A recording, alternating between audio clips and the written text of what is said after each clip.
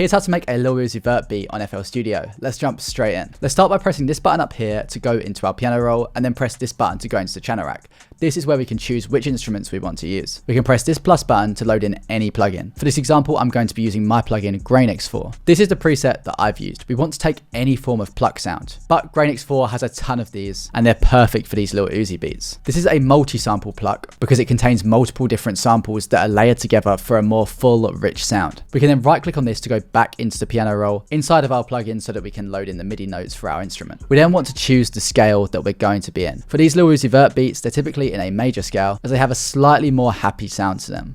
If we go to view, scale highlighting, we can choose this by selecting major and then selecting our root note. In this example, we're going to be using C#, and we can see exactly what notes are in the scale as they're highlighted in a slightly lighter tone, and the notes that are in a darker tone are not in the scale, so we cannot use these. We then want to choose 4 bass notes. I'm starting on the root note C#, and then just choosing 3 other notes. From there, we can build out chords. In this example, we have A# as the root note, so we've created an A# minor chord. To draw in our chords, we simply add the first note, which is the root note, skip a note in the scale, add a note, skip a note, and add a note. We can then left click, press Ctrl and drag over these, press Ctrl and up or Ctrl and down to shift these up and down octaves. This is great because it widens the sound. For the tempo, we're going to set this to around 140 beats per minute. And here's how this first pluck pattern sounds.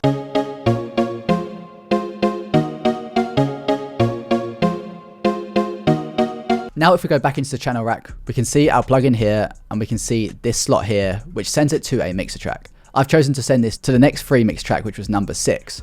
We can then press this button up here to go into the mixer, and we can go along to number 6, where we can add any effects along this side here. If you click on empty slots, you can add any of the effects inside of FL Studio. I've decided to add a reverb and a delay. And here's how this sounds with these 2 effects.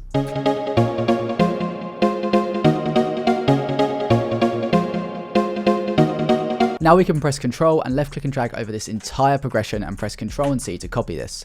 We can then scroll up here to move to new patterns. I've decided to add a pad preset next. We can do this by pressing the channel rack and then pressing the plus button and adding in another plugin. I've added in another GrainX4 where you can see that we've added a pad preset. This is one of the multi-sample pads, which contains 3 different pad samples. If we then right click and click piano roll to go into this, we can paste our chords in. We want to remove the root notes, and we don't want to play multiple chords at the same time because it's a pad preset. We just want to play these once. So I've elongated these notes to look like this. Here's how this pattern sounds.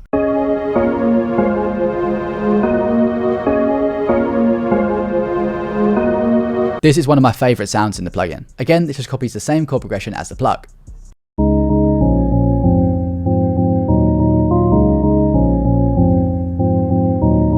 Now we have a slightly different pattern. This is a lead. You can choose any lead sound you want to use, but I'm specifically using this human whistle lead preset. And we need to make sure that the glide mode is turned on, which puts us in a monophonic mode where only one note can be played at a time. The longer the glide time, the longer it takes from one pitch to slide to another pitch where notes are overlapped. Here's how this pattern sounds.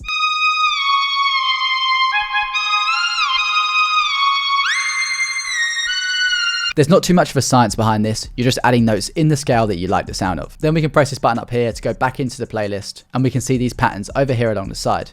If we left click, we can drag these into the playlist. Now that we've dragged all 4 of these patterns in, we can press Ctrl and left click and drag over this section. We can then press this button up here, go to edit and go down to merge selected clips, where we can then right click up here and we can go to render as audio clip, which will then render this into an audio file rather than a MIDI file, which it was previously. We can then double left click into this and we can change things like the pitch or the time stretch. I've decided to pitch this up by 2 notes. I then also sent this to its own mixer track, number 10, where I added an RC20 retro color. This is perfect for this type of sound.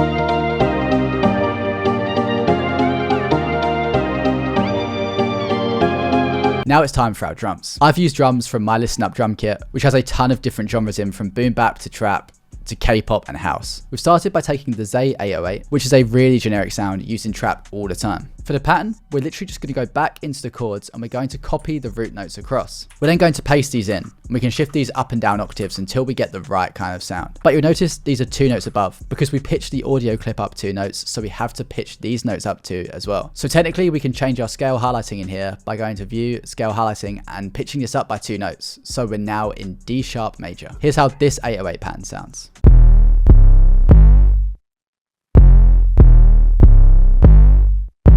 Then we can add a really simple clap pattern which hits on the 3rd and 7th beats and also has accent notes.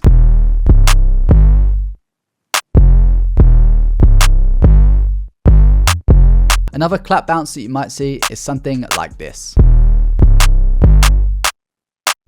But let's keep it how it was. We then have this open hat pattern. Some open hat patterns might hit here, or even here. And finally, our closed hat pattern. We want to add some rolls, so we might need to increase the increments on the grid. We can change that by clicking up here and changing the increments here. A Lil Uzi drum bounce consists of gaps where notes don't hit at all, and also faster and slower rolls, and lower notes occasionally.